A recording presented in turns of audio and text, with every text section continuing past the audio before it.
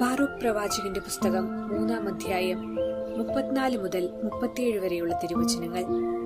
നക്ഷത്രങ്ങൾ തങ്ങളുടെ യാമങ്ങളിൽ പ്രകാശിക്കുകയും ആഹ്ലാദിക്കുകയും ചെയ്തു. അവിടുന്ന് അവയെ വിളിച്ചു.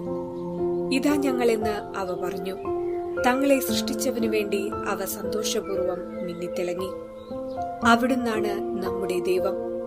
അവിടുത്തോട് തുലനം ചെയ്യാൻ ഒന്നുമില്ല.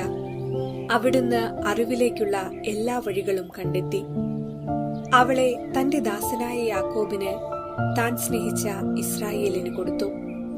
അനന്തരം അവൾ ഭൂമിയിൽ പ്രത്യക്ഷപ്പെടുകയും മനുഷ്യരുടെ ഇടയിൽ വസിക്കുകയും ചെയ്തു. ഓർമ്മിക്കുക, സർവ്വലോകത്തെയും പ്രകാശിപ്പിക്കുന്ന ഉദയസൂര്യനായ ഈശോ ഉദിച്ചുയർന്നപ്പോൾ ആ സദ്വാർത്ത ലോകത്തെ അറിയിക്കുവാൻ ദൈവം ഒരു നക്ഷത്രത്തെ തിരഞ്ഞെടുത്തതിന്റെ കാരണം എന്തായിരിക്കാം? അതിനുത്തരവും വിശുദ്ധ ഗ്രന്ഥത്തിൽ ബാറൂക്ക് പ്രവാചകന്റെ പുസ്തകത്തിൽ നാം കാണുന്നു. നക്ഷത്രങ്ങൾ തങ്ങളുടെ യാമത്തിൽ പ്രകാശിക്കുകയും ആഹ്ലാദിക്കുകയും ചെയ്തു. അവിടുന്ന് അവയെ വിളിച്ചു.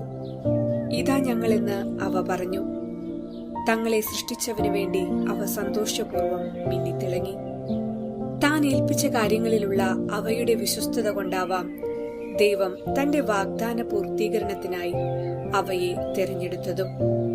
ഒരിക്കൽ കൂടി മംഗളവാർത്താകാലം സമാഗതമായിരിക്കുകയാണ്.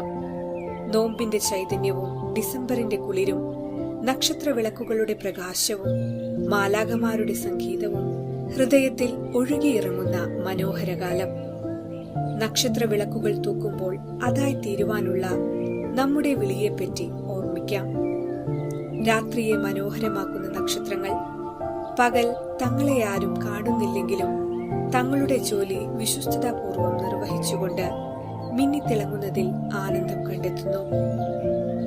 നാം ആയിരിക്കുന്നിടത്ത് സന്തോഷത്തോടെ പ്രകാശിക്കാൻ നമുക്കാവണം. ഉള്ളതിൽ സംതൃപ്തരായി ലഭിച്ച നന്മകൾക്ക് നന്ദി പറഞ്ഞുകൊണ്ട് ദൈവം നൽകിയ സാഹചര്യങ്ങളിൽ സന്തോഷിച്ച് ഏൽപ്പിക്കപ്പെട്ട കാര്യങ്ങൾ വിശ്വസ്തയോടെ പൂർത്തീകരിച്ച് മിന്നിത്തിളങ്ങാൻ ഈ മംഗളവാർത്താകാലം നമ്മെ ക്ഷണിക്കുകയാണ്. എന്റെ ഭവനത്തിലെ നക്ഷത്രം ഞാനായിരിക്കട്ടെ. മറ്റുള്ളവർക്ക് പ്രകാശം നൽകാൻ, ആ പ്രകാശത്തിൽ അവർ ആനന്ദിക്കാൻ, അവർക്ക് വഴികാട്ടിയാകാൻ നാം ആകുന്ന നക്ഷത്രത്തെ നമുക്ക് പ്രകാശിപ്പിക്കാം. അതിനായി നമുക്ക് ഉണ്ണിയോട് പ്രാർത്ഥിക്കാം. എല്ലാവരും ഈ മംഗളവാർത്താ കാലത്തിന്റെ പ്രസക്തി ഉൾക്കൊള്ളുവാനും അതിനുള്ള ഒരുക്കത്തിനായി നോമ്പിലും ഉപവാസത്തിലും പ്രാർത്ഥനകളിലും മുന്നേറുവാനും സാധിക്കുമാറാകട്ടെ എന്ന് പ്രാർത്ഥിക്കാം.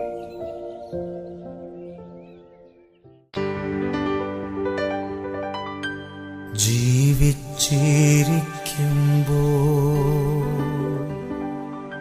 സ്നേഹിക്കൂ നീ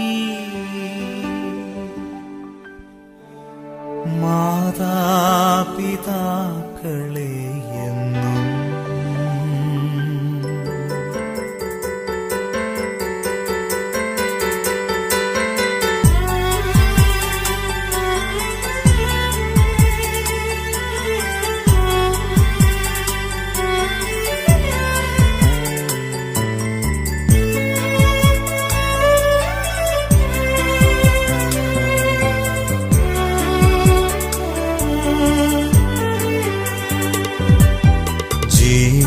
ജീവിച്ചിരിക്കുമ്പോൾ സ്നേഹിക്കൂ നീ മാതാപിതാക്കളെ എന്നും. നിനക്കായി ജന്മം നൽകിയോരല്ലേ, വേദനിപ്പിക്കരുതേ അവരെ. ജീവിച്ചിരിക്കുമ്പോൾ സ്നേഹിക്കൂ നീ മാതാപിതാക്കളെ എന്നും. നിനക്കായി ജന്മം നൽകിയോരല്ലേ, വേദനിപ്പിക്കരുതേ അവരെ.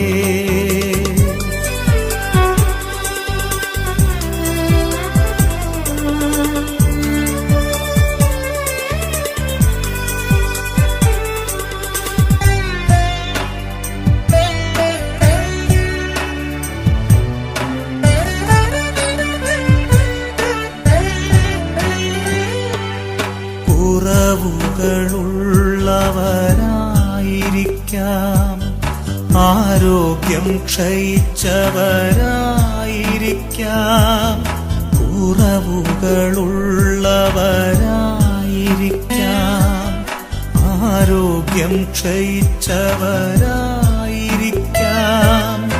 അധികപ്പറ്റാണെന്നു ചൊല്ലി നീ ഒരു നാളും വേദനിപ്പിക്കരുതേ അവരെ. ജീവിച്ചിരിക്കുമ്പോൾ സ്നേഹിക്കൂ നീ മാതാപിതാക്കളെ എന്നും.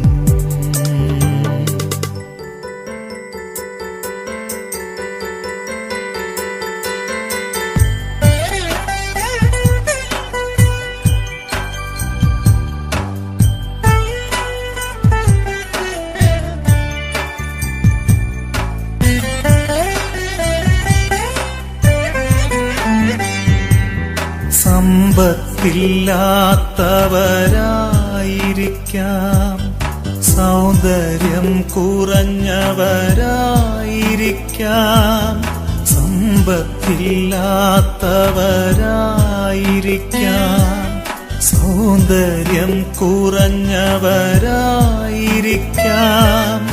നെഞ്ചകം മുറിയുന്ന വാക്കുകൾ ചൊല്ലി നീ വേദനിപ്പിക്കരുതേ അവരെ. ജീവിച്ചിരിക്കുമ്പോൾ സ്നേഹിക്കൂ നീ മാതാപിതാക്കളെ എന്നും.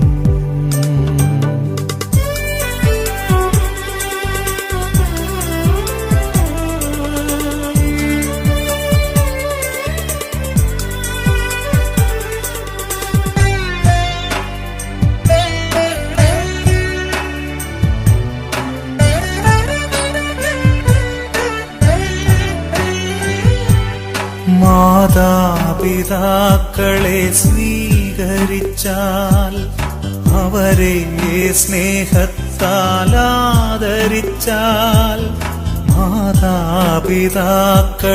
സ്വീകരിച്ചാൽ, അവരെ സ്നേഹത്താൽ ആദരിച്ചാൽ, ഇപ്പോഴും എപ്പോഴും എന്നേക്കും നിന്നെ അനുഗ്രഹിച്ചിടും നല്ല ദൈവം.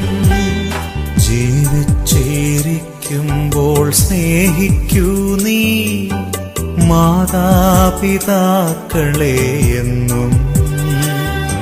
നിനക്കായി ജന്മം നൽകിയോരല്ലേ, വേദനിപ്പിക്കരുതേ അവരെ, വേദനിപ്പിക്കരുതേ